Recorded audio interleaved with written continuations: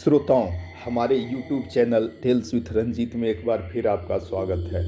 जैसा कि आपने इस कहानी के पिछले तीनों पार्ट में सुना, कैसे अनिल की हत्या हो जाती है। कातिल अभी तक पुलिस की गिरफ्त से दूर है।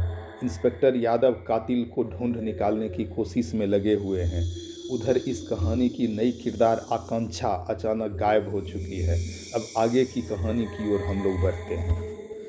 विमेंस कॉलेज पहुंचकर इंस्पेक्टर यादव के नेतृत्व में पुलिस की टीम तुरंत ही जांच कार्य में लग गई थी। इंस्पेक्टर यादव लगभग सभी स्टाफों से पूछताछ करने के बाद सीसीटीवी फुटेज देखने में लग गए थे। अचानक एक फुटेज में आकांक्षा कॉलेज गेट के बाहर खड़ी एक कार में ड्राइविंग सीट की ओर घुसते हुए दिख रही थी। इंस्पेक्टर यादव उस चाय पिलाने वाली लड़की को तुरंत ही पहचान गए थे।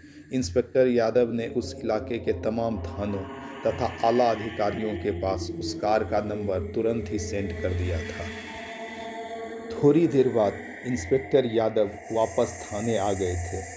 आकांक्षा के गायब हुए लगभग 10 घंटे बीत चुके थे। किसी अनहोनी की आशंका से उसके मम्मी पापा काफ़ी घबराए हुए थे। रात के करीब 10 बज रहे थे।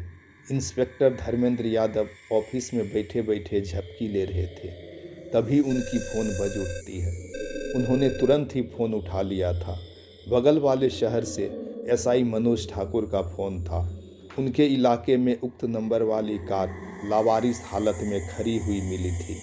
कुछ आवश्यक दिशा निर्देश देकर इंस्पेक्टर यादव ने फ़ोन तुरंत ही काट दिया था। अगले ही पल उनकी टीम उस जगह के लिए रवाना हो चुकी थी।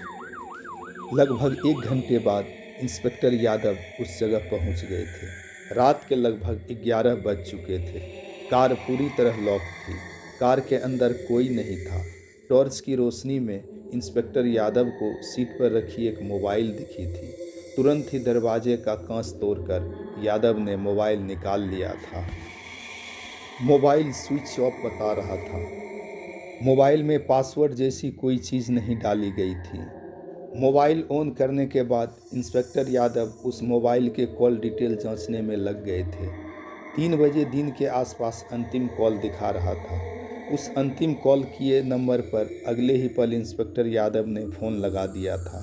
फ़ोन को किसी ने भी रिसीव नहीं किया था। इंस्पेक्टर यादव का शक गहराने लगा था। उन्होंने उस नंबर का लोकेशन चेक करवा लिया था। वह नंबर उस जगह से तकरीबन 200 मीटर की दूरी पर एक्टिव थी। अगले ही पल पुलिस उस लोकेशन की तरफ चल चुकी थी। सामने एक गोडाउन जैसा खाली हॉल था। तभी अचानक पुलिस को देखते ही एक 25-26 साल का युवक भागने लगा था। पुलिस ने बिना समय गंवाए ही उसे पकड़ लिया था। शुरू में वह कुछ भी नहीं बता रहा था। जैसे ही इंस्पेक्टर यादव का झन्नाटेदार थप्पड़ खाया, उसने बगल वाले रूम की तरफ इशारा करके दिखा दिया था। वह रूम बाहर से बंद था। उससे चाबी लेकर रूम खोलते ही पुलिस हक्की बक्की रह गई थी। मुंह में टेप तथा दोनों हाथ बंधी आकांक्षा घबराई हुई दिख रही थी। पुलिस को देखते ही उसकी जान में जान आई थी। मुंह से टेप हटाते ही वह पुलिस को अपना बयान देना शुरू कर दी थी। आकांक्षा के अनुसार पुलिस गिरफ्त में वह शख्स राजकुमार उसकी गाड़ी का ड्राइवर है। वह पिछले 10-12 दिनों से छुट्टी लेकर अपने घर पंजाब गया हुआ था। आज जब मैं कॉलेज में थी तो इसने मुझे कॉल भी किया था। घर वापस लौटते वक्त रास्ते में हाथ देकर इसने मेरी कार रुकवा दी थी। इसके अनुसार आज ही वह घर से लौटा है। मैं गाड़ी की चाबी उसे थमाकर पिछली सीट पर बैठ गई थी। वह कुछ काम बताकर कार यहाँ ले आया था। कार से उतरते वक्त मेरी मोबाइल गलती से कार में ही छूट गई थी। मुझे धोखे से इस रूम में बंद कर दिया। उसके बाद अचानक बोलने लगा, कल तुमसे किसी मंदिर में शादी करनी है। सुबह तक मेरे कुछ दोस्त पहुंच जाएंगे। पुलिस दोनों को लेकर वापस थाने आ गई थी। आकांक्षा के माता पिता भी थाने पहुंच गए थे। सुबह के लगभग 3 बज चुके थे। इंस्पेक्टर यादव ने आकांक्षा से सवाल जवाब करना शुरू कर दिया था।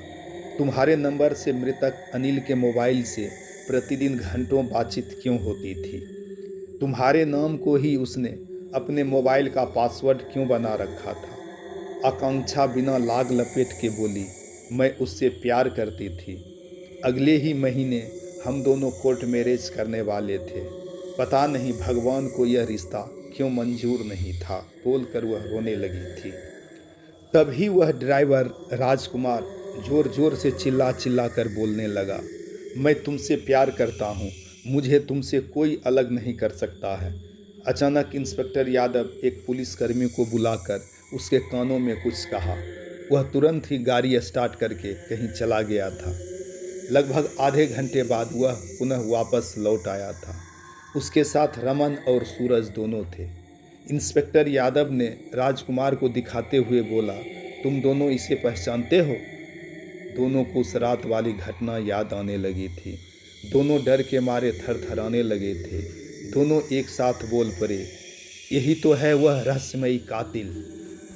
इंस्पेक्टर साहब, यही है अनिल का कातिल। तभी अचानक राजकुमार जोर जोर से चिल्लाकर बोलने लगा, हाँ, मैंने ही अनिल का खून किया है। मैं कहीं भी छुट्टी लेकर नहीं गया था। मैं इसी शहर में छुपकर हत्या का प्लान बना रहा था। मेरे सामने ही आकांक्षा को अनिल ने तीनों दोस्तों के साथ होटल में पार्टी वाली बात बताई थी। मैं पार्टी वाले दिन होटल के बाहर लगी उसकी कार में कुछ गड़बड़ी कर दी थी। मुझे पता था आगे चलकर यह कार जरूर रुक जाएगी। मैं आकांक्षा के पिता वाली कार को अपने से ही गायब करवा दिया था। मैंने कार चोरी वाली झूठी रिपोर्ट थाने में लिखवा दी थी। उसी कार से पीछा करते समय मौका मिलते ही मैंने अनिल को मौत के घाट उतार दिया। केस कमज़ोर करने के लिए मैंने एक दूसरी छोटी चाकू वहाँ छोड़ दी थी। इतना बोलकर वह अचानक खतरनाक इरादे से आकांक्षा की ओर बढ़ने लगा था। इससे पहले कि वो आकांक्षा को छू भी पाता, इंस्पेक्टर यादव की गोली उसकी कनपट्टी को भेद चुकी थी। थोड़ी ही देर बाद आकांक्षा अपने मम्मी पापा के साथ वापस घर की ओर चल पड़ी थी। रमन और सूरज भी चुपचाप चल पड़े थे। इंस्पेक्टर यादव कातिल को ढूंढकर उसका इनकाउंटर करके उस केस वाली फाइल को सदा के लिए बंद कर चुके थे। श्रोताओं, अगर कहानी पसंद पड़ी तो लाइक एवं सब्सक्राइब अवश्य करें। धन्यवाद।